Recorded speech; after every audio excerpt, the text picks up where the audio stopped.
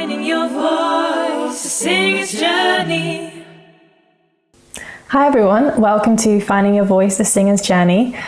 Today we're going to be talking to Davide Ventimiglia, who is one of the co-hosts of Finding Your Voice, the Singer's Journey, and we thought that we'd kind of do a little introduction video where we introduce ourselves and what we do. So Davide came to London from Italy and he studied at ICMP on the same course that I did as well, Popular Music Performance course, and on that course I think that's kind of when you figured out that you wanted to do vocal coaching as your career.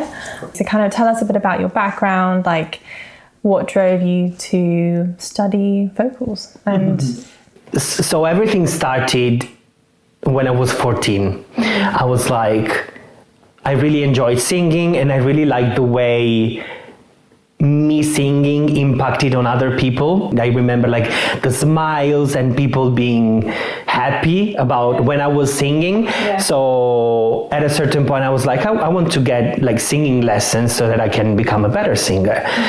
So that's when I was 14 when I asked my mother to start singing lessons that were very expensive. So I'm really grateful that I had the opportunity to start this path. Yeah. So that's when I started, and I did my 5 years contemporary singing diploma in Italy.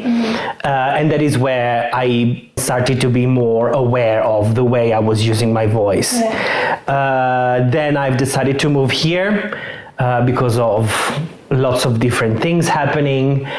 So I was like, okay, I need a new beginning. What about London? So I moved here. I've done a higher diploma, and it was kind of the same idea of the degree, but it's like shorter, one year, and got me all the theory knowledge that I was missing, because my contemporary singing diploma was mainly practical. So I was missing all the theory knowledge and like oral skills that I had to build through the higher diploma. And then after that, I took a year off just to save some money and, you know, making sure that things were working properly before going into such a... I remember how I thought there was a huge step for me. So considering getting a loan, 3 years loan, it's quite expensive.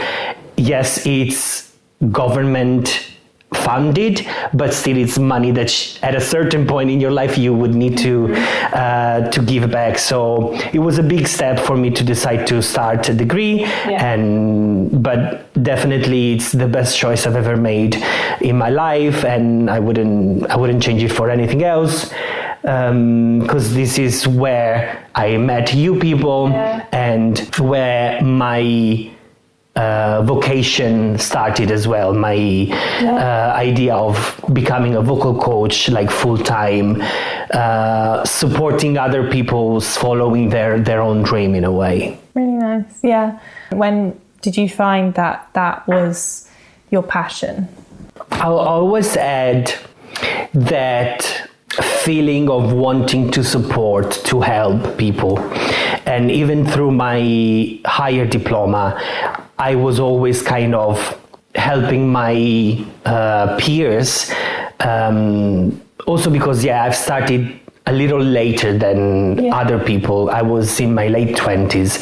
So I had a bit more control over my voice, and I had a bit more knowledge and experience, and I was able to kind of lead these kind of sessions where we're like sharing ideas and thoughts or preparing for a performance.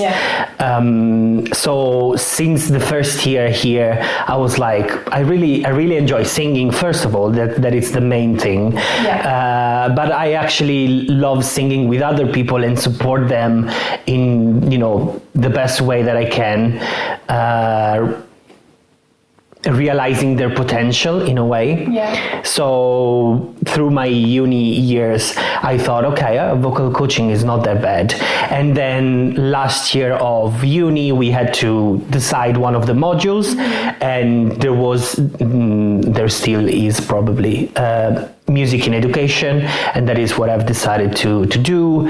And it got me a good base, like fundamental knowledge of all the things that you should consider when teaching. That is, for example, like, you know, planning, for example, ahead the lesson and the program, considering the student, the classroom, and it's been, you know, the mind opener. Do you say that? Yeah. And since then, I'm like, okay, I want to, you know, support people the best way that I can. So I got to read a lot of articles, a lot of book, and a lot of stuff about singing and the voice and the mechanisms. Yeah. And I'm still reading because I feel like I've started that I was like probably not ready, but I had to start somewhere. And probably this is my advice for you guys. Even though you don't feel like you're ready for it, just go for it. And, you know, you will learn by making mistakes and by creating that experience. Yeah. So don't doubt yourself, just go for it. If it's the thing that you think you want to do, try it out. It will work out if it has to. I think as well, whatever kind of level you are, there's always more to learn. So you're never going to get to a point where you know everything. And I think as like, I'm a perfectionist. I think you're a bit of a perfectionist too. Like you would like to sort of be as experienced as possible before starting something. But I think you're never going to know everything, and you're never going to have all the experience until you actually start. Yeah. Because that is what gives you the experience and the knowledge. By doing things and kind of, you know, at first maybe you have to improvise things, but then it's also what pushes you to learn more about things that you're like, okay, I definitely winged that. Let me read a bit more about whatever it is that you're not confident, and you create that knowledge and that experience with that. Exactly. Yeah. Nice. And how has it been going, your vocal coaching? It's been going well. It's tough. Uni doesn't prepare you for this. There's a lot to think about. For example, I missed a lot of business knowledge. And I wish there was a bit more of that in the course we did. So I had to like learn a lot how to manage myself as a business. So how to put yourself forward. There's a lot to think about, especially if you're starting like a private practice without the support of an institution.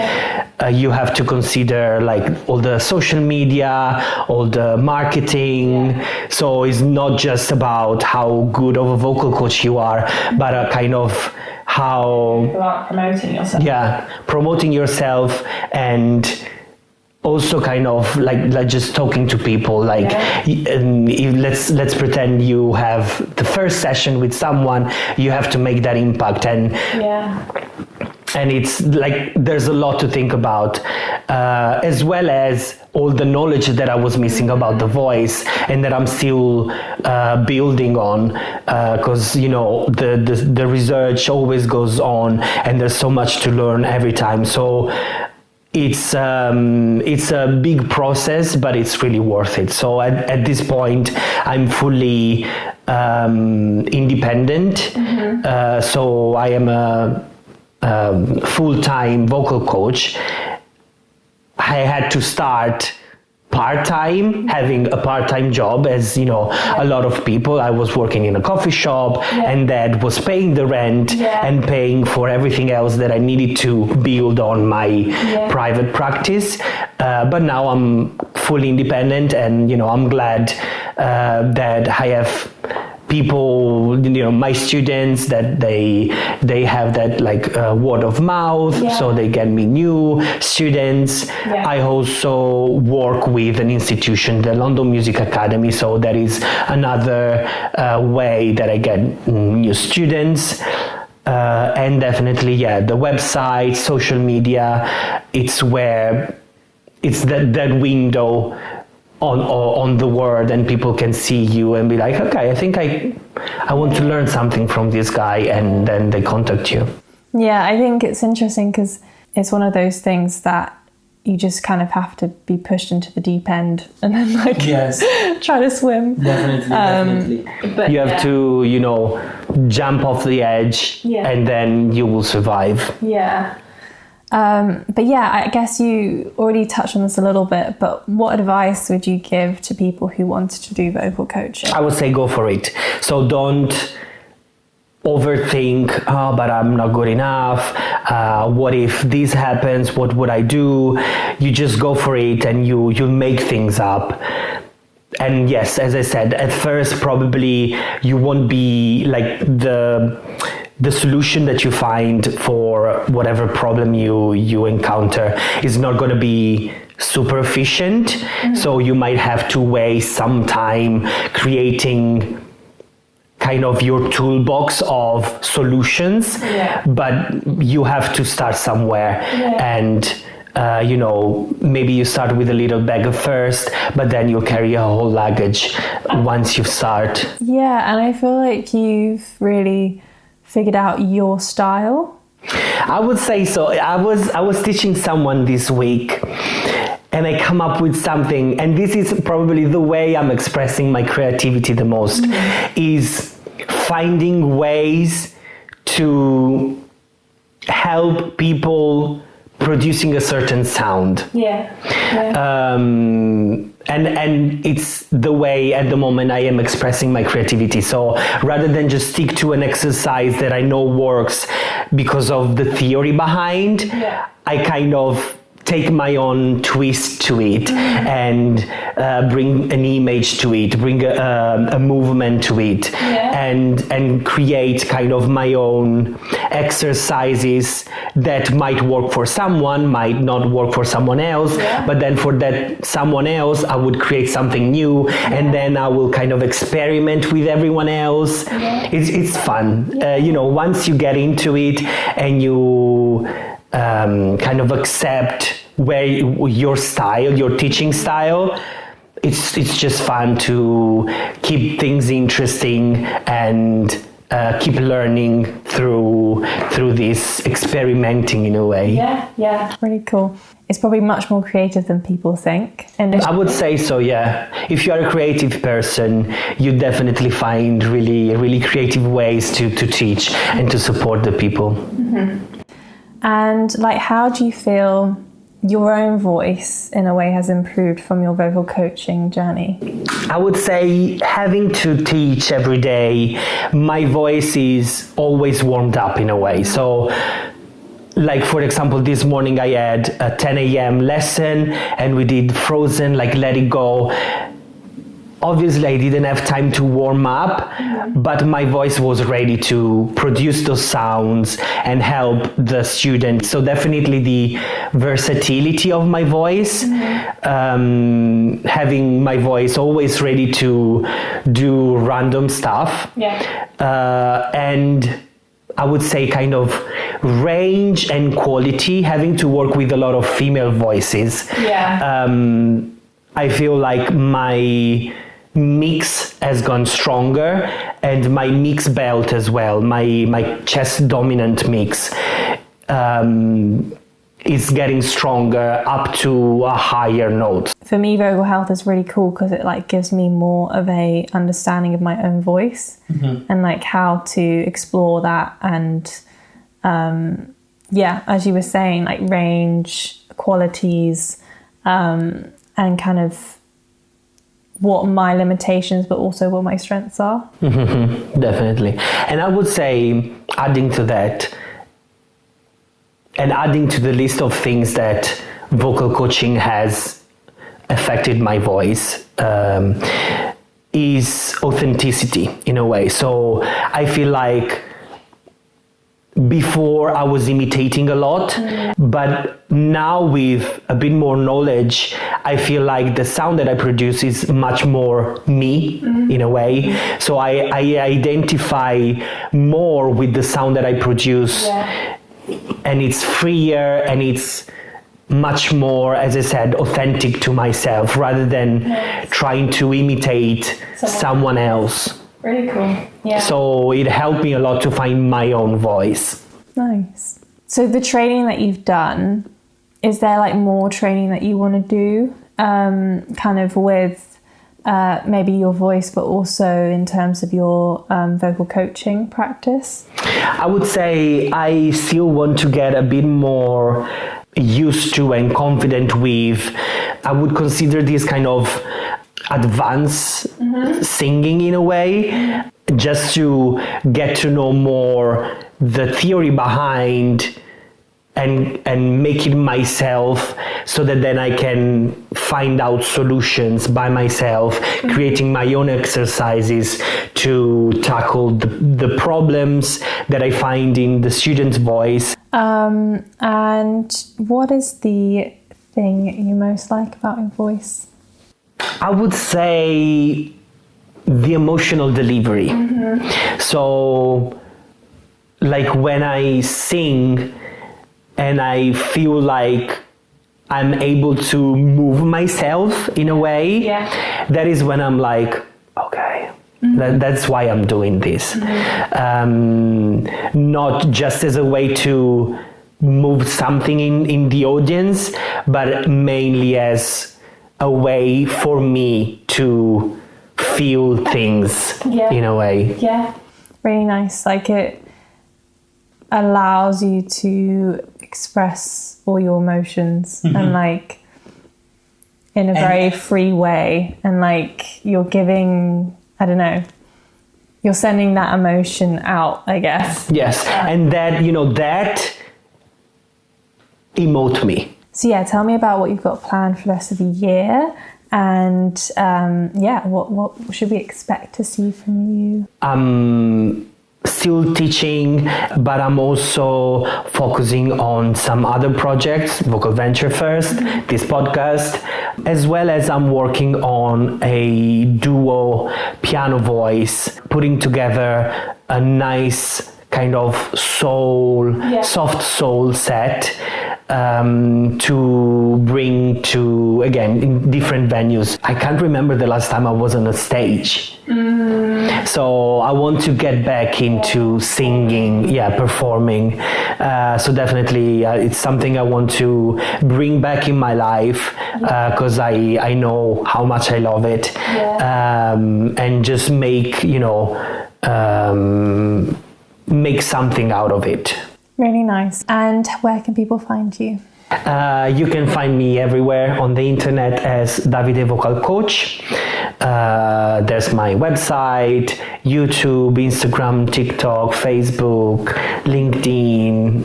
If you need me, Davide Vocal Coach. Amazing. So that brings us to the end of getting to know you better. Hello everyone, and welcome to Finding Your Voice, a Singer's Journey. Today we are here with Hannah Graystone, and we'll be discussing with the co-host, just to get to know you a bit better, and what is your background, and what you're going to bring to the podcast. So Hannah Graystone is a creative. She's an artist and a musician.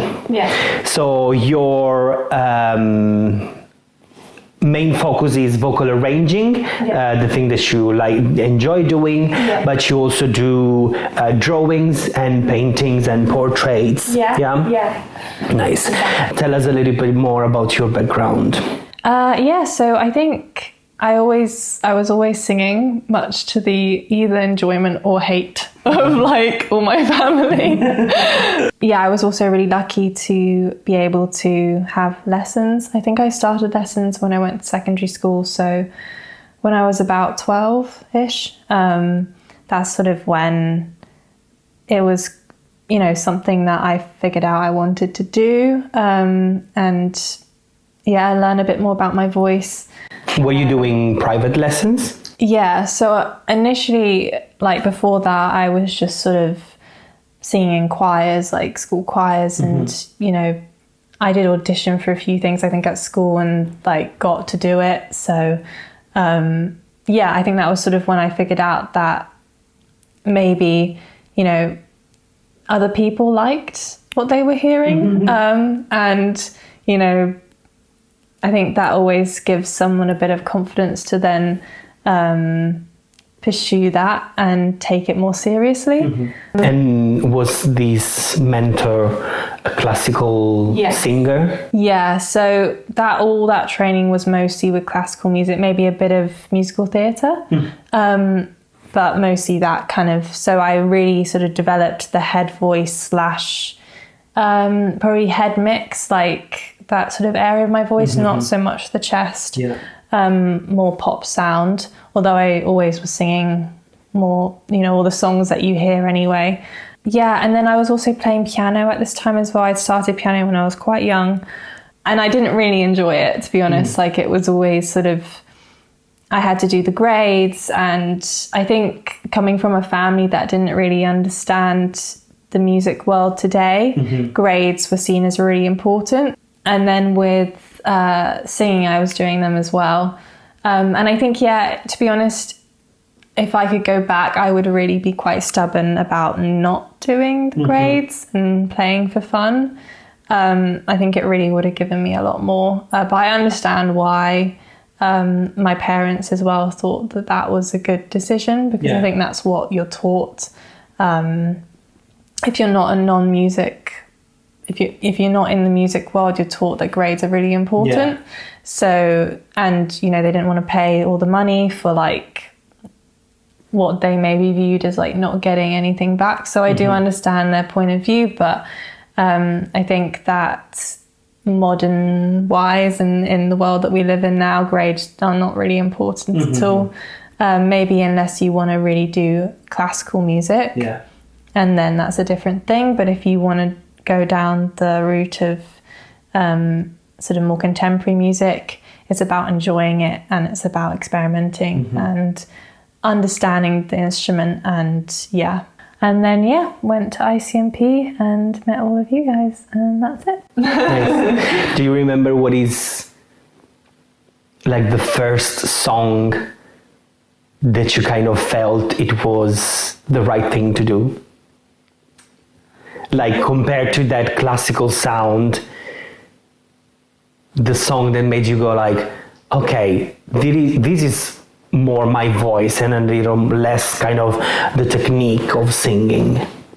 I don't remember maybe like a song, but I remember really enjoying the lessons. Like I remember really looking forward to them, and like, I don't know, it wasn't like a chore anymore. It was like, I went there and I enjoyed myself and had fun, and like I felt my voice progressing, and I don't know, it was a much more positive environment. Yeah. Nice. And now being again 2 years from when we finished uni, how is it going? What are the career plans that you have? I think the last 2 years have been quite difficult for like various reasons, and I had to take a bit of a break from like just doing anything really.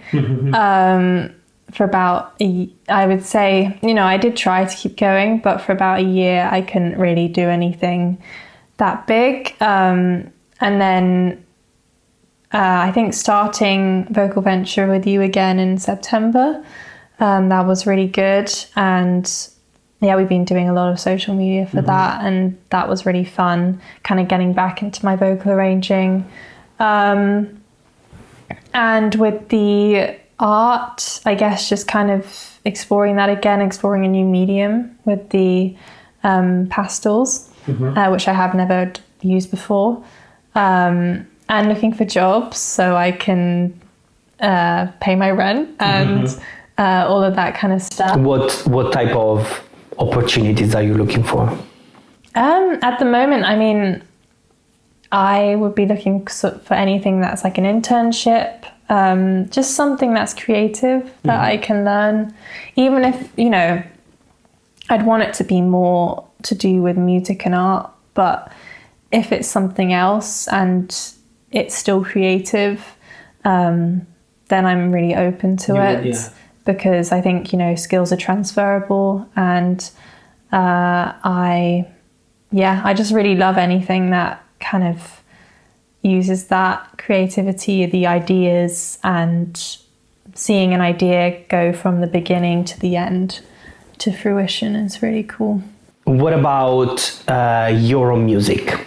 You've mentioned you are considering writing your own music, and how are you approaching that?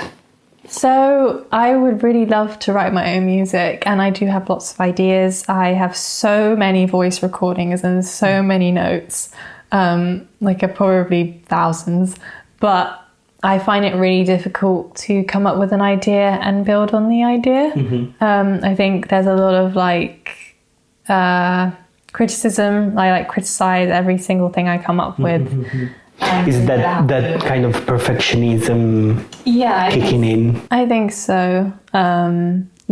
So I think, you know, it will happen. And I am kind of getting closer. I feel every time I have an idea, I sit at the piano and I try to develop it. So I am sort of stepping closer. I think for me, it's like figuring out how to get from an idea to even just like a demo. I find it quite difficult to see the progression of an idea to that. It's something I think probably quite a few people struggle with. What do you think you could do to make that happen? I think that the answer is finding someone who I feel I could work with to get to that point, because I think someone needs to push me. But I also think that I am quite a control freak, and I am quite a perfectionist, and I do like things to be done in a certain way. So I'd have to work with someone who understood that, I guess, and would be very open to that, just to kind of say it's good or it's bad. Okay. To have someone there that will stop the voice inside my head being like, this is awful. Why don't you make yourself that person? Yeah, I feel like I should, but it could take 10 years. It could take some time. Because it's with every aspect of my life, I have that. And what about your vocal arrangements then? How is that process? How do you start, and how do you make your choices through an arrangement? So usually I start with a song that I'm obsessed with. I have to kind of love it and kind of take a part of it that I can kind of see a creative world in, that kind of a cappella vocal arrangement world. Maybe sometimes I will start with kind of an idea, one line, just kind of one line of vocal going against the melody. And then I'll kind of start with that, or I'll sit down and I'll just sort of play around with loads of different ideas until I'm happy with one, and then kind of build on that with different harmonies. I like to kind of tell a bit of a story, I guess, with the arranging. So usually I'll start maybe a bit softer, a bit more simple. and then gradually make it more complicated as the arrangement goes on. That's sort of how and then I think, you know, when we're working together, sometimes I like to kind of leave the audience unhappy. So like maybe not resolve or kind of, I don't know, I love the kind of tense, dissonant, kind of a bit ambiguous. And yeah, I think, you know, there's no right or wrong answer. Both are equally, you know, if you resolve, if you don't resolve. But yeah, I think I do like that sort of ending where Leaving a bit of like, okay. What would be your advice for people writing their own backing vocals for their tracks? So it depends on like the style. I think backing vocals are usually, I don't know, I always find that they're a bit sort of left to the last minute. Let's just throw a third and a fifth on top and not really think about it too much. Obviously that's super generalizing everything.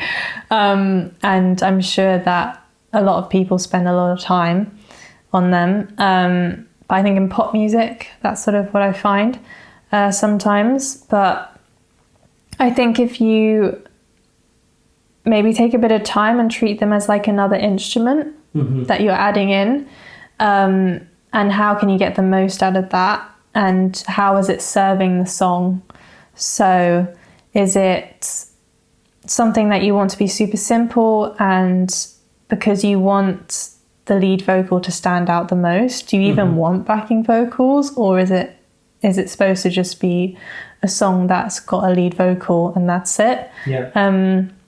So I'd ask those kind of questions of yourself, and maybe do a bit of research. I'm sure many people, like, you know, people do, into their different influences of what they want. Getting also maybe like a reference track for what the way you want your backing vocals to sound and what is the effect that you're looking for. Yeah, exactly. Vocals and voices together are such an incredible tool. And I think that it's so powerful, and other instruments are also amazing and powerful as well. But I don't know, there's something about when voices work together in like a unifying way. It's just like, it gives you that really ethereal kind of vibe, and I don't know, it's difficult to explain with words, but it just gives you that sort of warmth, and a feeling of, I don't know, home. I don't know, for me anyway. I feel like thinking about, for example, like a cinematic, like a movie track. If you think of like a build up, so like if you think of a scene where things are emotionally building, if you think of the music, it's when the choir hits that you get that tingle, I would say. So yes, the strings and the horns and everything going, but then when the choir hits, you're like, ooh, okay. Yeah, you get the... And yeah, so there's no other instrument such as a blend of voices that can give you that in a way. So let's talk a little bit about your voice now. We've heard about your classical training and you moving more into a contemporary sound. But let's talk about the relationship that you have with your voice. Where are you with your voice at the moment? I think because of the year that I had to take out, and also because we haven't really been, I think during my university, during the second year, the third year, because we were singing all the time, I was warming up every single day. and I really learned a lot about the voice during those, like, I think 2 last years. My vocal health was like at the top of its game. And I think I have a lot of things I want to work on. I think it has dipped, if I'm going to be honest. And I think I'm gonna slowly get back into it now. I really want to be practicing every day again, warming up, even if I'm not going to be singing. I think it's just a really good practice to get into. And it makes me feel so much better about my voice, and it makes it feel so much stronger when I do have to sing. And yeah, I think that, and there are different things I really want to learn and develop. I think my chest voice, and which I have been developing, but there's so much more I think I need to work on, that and the mix. And like a belt mix. Yeah. And kind of, I also would love to be able to sing 3 octaves. That's kind of my goal. To be able to sing. I think you can do it already. But like confidently. No, you do. When we do the warm-ups, we definitely go for at least 3 octaves. Yeah. So C to C. Yeah, but C, like... Yeah. But like, I would like that I can do it any day. I can wake up, warm up, that's that. Okay, yeah. And I know I can do that. So that's kind of my goal. Obviously, if I can do more, amazing. Yeah. But that's like my goal at the moment. So what is the best thing about your voice? The thing that you like the most? I don't know if it's the thing I like about my voice. I think we talk about this with Lucia, so go check out that episode. It's kind of the feeling of flying. When your voice is in the perfect place and you hit a note perfectly right, or not perfect because nothing's perfect, but you know, as right as you can in that moment. It feels like it's so effortless and free, and there's nothing that I would change about that in that moment. So is that feeling that gives you? So I don't know if it's like a certain quality of my voice or anything like that, but when I feel that I would say is my favorite thing about my voice. And on the opposite, what is the thing that you like the least, in a way, so that you're like, oh, I said... Probably the thing we were talking about, just the technique that I haven't really explored yet properly. And I'd say the kind of, I don't want it to always sound like too pretty. And I think my voice can sound a bit like too polite. Yeah, exactly. I would like a bit more of a, hey, I'm here, like, you know. Of a primal kind of raw presence as well. Yeah.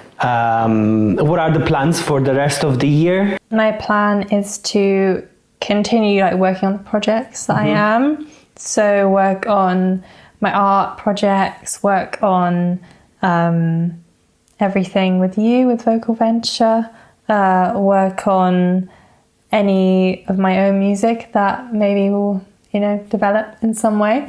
And then to kind of, I would like to learn again in a way, so, and test my skills and stuff. So I would really love to get like an internship or a part-time job in something that will, push you to learn something new that you can then apply to the things that you love. Exactly. Where can people find you? So people can find me on social media, so on Instagram and TikTok.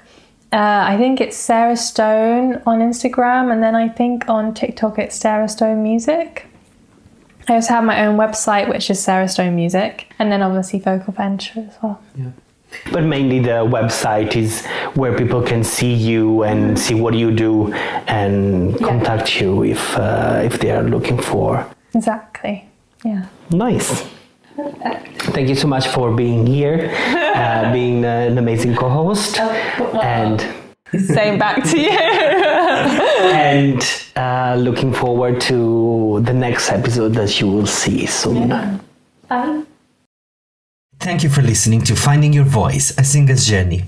This podcast has been brought to you by Vocal Venture. Follow us on all social media platforms at Vocal Venture to become a part of our community. Finding your voice, a singer's journey.